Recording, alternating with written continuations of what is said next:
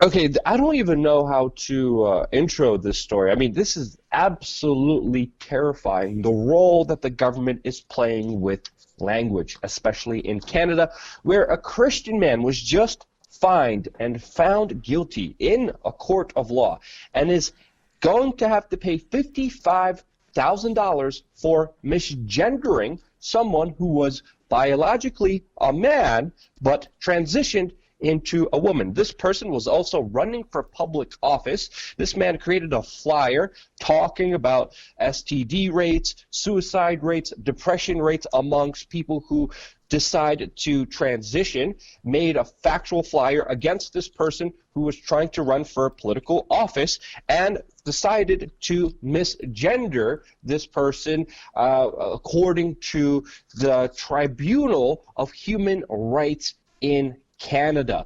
And he has been found guilty and charged, Jason, this is insane, $35,000 because of feelings and self-respect and dignity that was lost on behalf of this person that complained and put this guy to court, and $20,000 for misgendering. This is an extremely crazy precedent that has been set in Canada, where right now your words that cause someone's feelings to get hurt automatically make you guilty of a crime under the Human Rights Tribunal. Jason, oh my God, like, do you understand? There's similar laws like this, not only in Canada, where they literally have an inclusive social justice warrior feminist prime minister that is more concerned about the national anthem and saying people kind instead of mankind, instead of the actual problems that Canada is dealing with. These things don't only exist in Canada, Jason, but there's similar laws all across America that can fine you, throw you in jail for saying words that cause people to feel things differently. This is, I mean, just on the basic principles, absolutely terrifying. Orwell is most likely rolling around in his grave, because right now, first, this is going to be used in the transgender community. Then it's soon going to be transitioned in the political category. Oh, you hurt my feelings politically, you're going to jail. This is something that is a slippery slope, and it's going out of control. Jason, what's your response to this entire story? Because I'm flabbergasted. Well, there's some key details we really need to talk about. William Whatcott is the person that's paying out this $35,000 and $20,000 fine. We'll get to the exact $55,000 altogether. Yes, yeah. The exact reasoning for that in a moment. But he was running in political office against this person, number one. So they were competing. So he handed out 1,500 of these flyers, and again, like you talked about, listen, suicide rates for transgender people are very, very high. You got to understand, especially. This is gender dysmorphia. Any way you look at it, if you are not comfortable in the physical body you are born in to the point where you need to surgically and chemically alter it, listen, there's some mental stuff going on there, and you might find, and as many of these people do, even transitioning into what you think you want to become is not going to make you happy either. So listen, this is a religious belief too.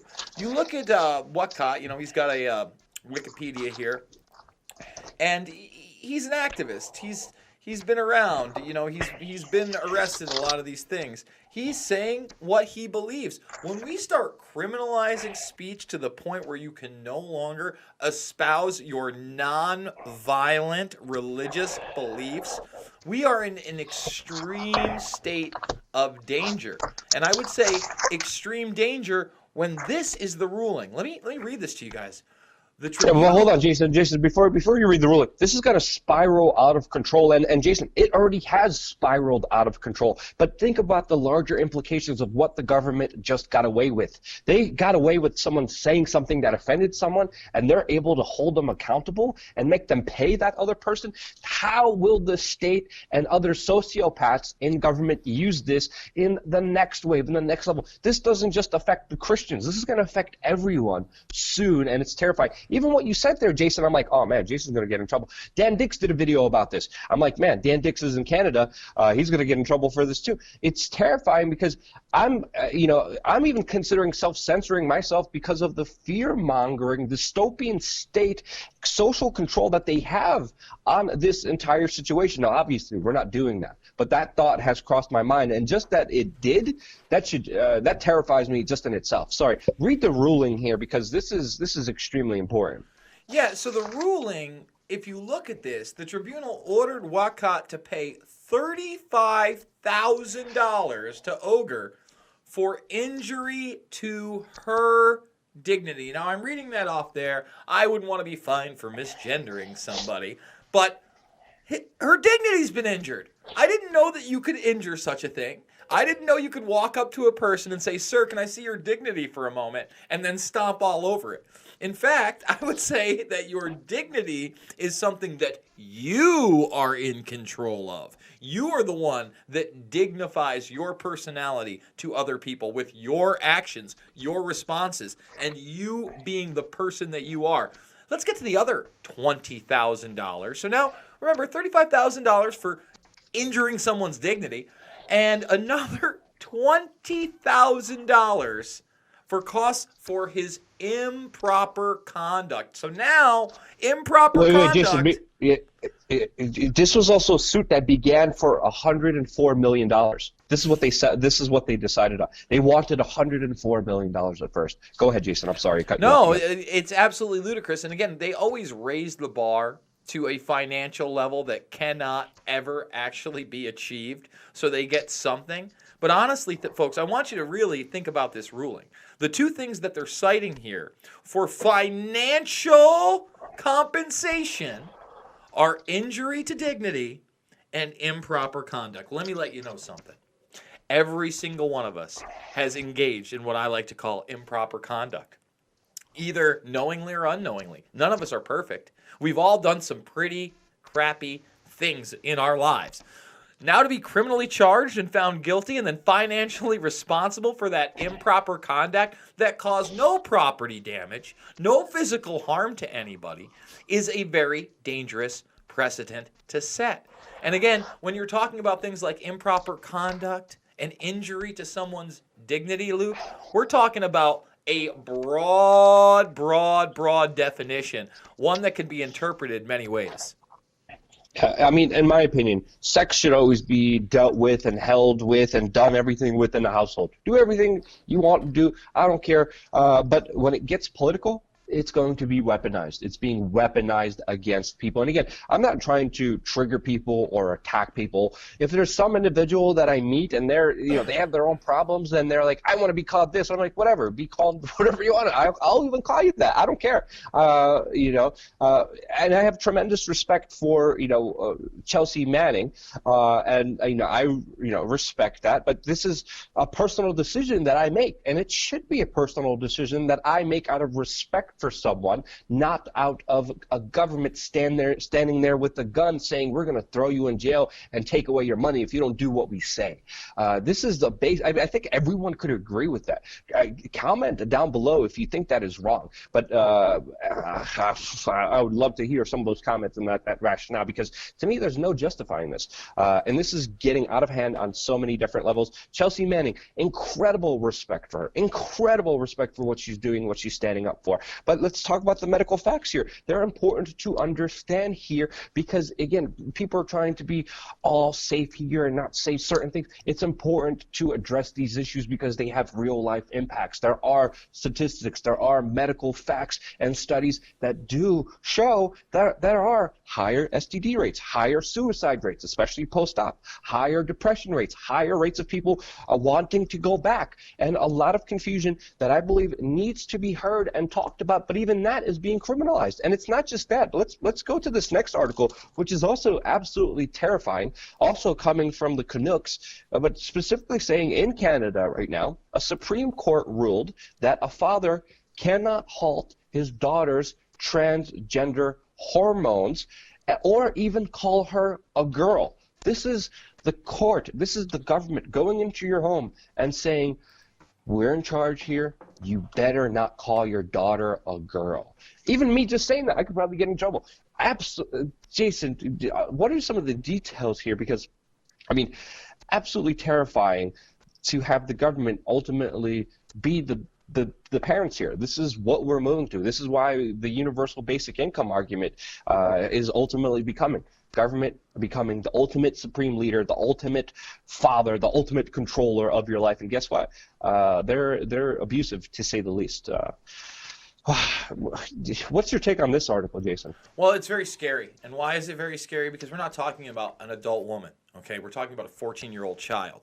And not only is this father getting you think you have a horrible custody battle with your ex-wife or girlfriend, and she's going to get too much alimony, or you're only going to be able to see the kids on weekends. Yeah, that stuff is horrific, and unfortunately the judge often does rule in the mother's favor in most cases. It's, statistically out there. But now, if I'm a father and all of a sudden I'm not in a relationship with the woman anymore, she gets custody, and then the child starts telling the mother that she's a different gender, the mother believes this, all of a sudden I'm going to have no rights either. Now, this is in Canada, but the other threat on top of it, Luke, is that this guy could constitute, quote unquote, by the courts, family violence.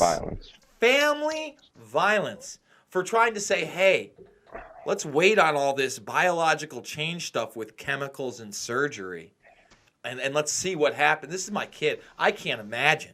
The state has no business in your home when it has to do with your child. Your child. Again, 18 years of age, they're a physical adult. I may not agree with their decision, but I'm certainly not going to stop them. When we're talking about a 14-year-old kid, it's a whole nother ball game, and it's extremely scary, Luke. Yeah, criminal violence to call your daughter a girl and try to at least wait until she's a grown adult to make a decision with her life then, especially sexually, deciding something that is extremely difficult to reverse, in many instances impossible to reverse, with many people having, of course, regret that they did this. This is a statistic. This is the truth. I talked to, I got to know a person who transitioned very well. I considered a friend. I spent a lot of time with, and now he's back to being a he, but he regrets it. He talks about a lot of the biological, a lot of the mental, a lot of the bigger sinister sides here, and how it's enabled by establishment forces. You look at the mainstream media coverage of this in Canada, and they're like, landmark court decision. This is great. This is awesome. This is really, really good. Of course, they're cheering on big government controlling basically every aspect of your life, going into your home now and saying, well, your daughter wants to become a boy and use hormones and do stuff that is irreversible to her body as a young child. As a kid, I remember being a kid, I was like, I want to be a dinosaur. We're just dumb. We didn't know. Like we were just playing around. And I wouldn't trust any decisions I was making as a child, as a teenager especially.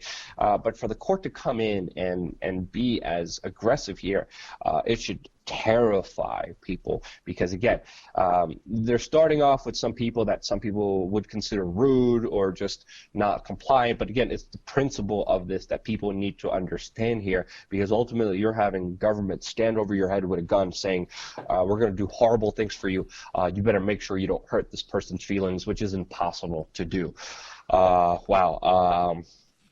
I don't know what else is there to say from this, Jason. Do you want to end it? Yeah, I'm flabbergasted.